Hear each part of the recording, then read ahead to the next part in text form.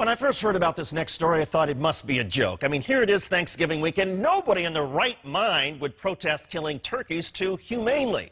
The operative phrase is in their right mind. Allow me to introduce you to conservative columnist Pamela Geller. She's a darling of the right wing, she's a notorious hater of Muslims, and she just wrote a column complaining about Butterball.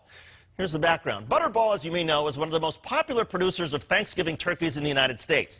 The company believes in making their product palatable to a variety of religious Americans. And to that end, Butterball recently confirmed its whole turkeys are certified halal.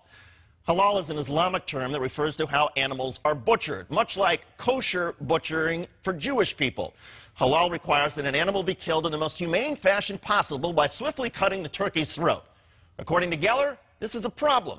Why should we be forced to conform to Islamic norms? It's Islamic supremacism on the march yet again. Yes, according to Pam Geller, it's Islamic supremacism. She went on to write, quote, non-Muslims in America and Europe don't deserve to have halal turkey forced upon them in this way, without their knowledge or consent. So this Thanksgiving, fight for your freedom. Find a non-halal, non-Butterball turkey to celebrate Thanksgiving this Thursday, and write to Butterball and request politely but firmly that they stop selling only halal turkeys and make a non-halal turkey available to Americans who still value our freedoms. Pam, we're talking about turkeys, and allow me to enlighten you and your readers. It's not just how a turkey is killed that is important for halal or kosher certification. The animal must not be diseased. If the turkey has tumors or cysts, it's not certified. The meat must not come in contact with contaminants, like worms, bugs, dirt, feces, bacteria, things that are also not allowed by federal meat inspectors. All the blood must be allowed to drain out before packaging. Pam, you wrote, I wouldn't knowingly buy a halal turkey, would you?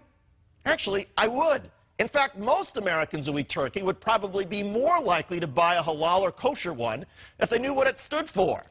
But I want to help you protect your Thanksgiving from the threat of clean, healthy, humanely butchered meat. So I encourage you to go to a turkey farm tomorrow, ask for the most diseased animal around, clobber it over the head with a dull hammer, but not too hard because you want the bird to suffer for a while. Drag the animal on the ground, smear it in feces, take the bird home, expose it to as much bacteria as possible, then serve it as your Thanksgiving meal. After all, as you wrote, who wants halal turkeys, especially on a day in which we are giving thanks to God for our freedom? Exercise your freedom, Pam. Go with diseased, dirty, infected turkey meat, and let us know how your family and guests enjoy the holiday at your house or whatever insane asylum these days you are calling home.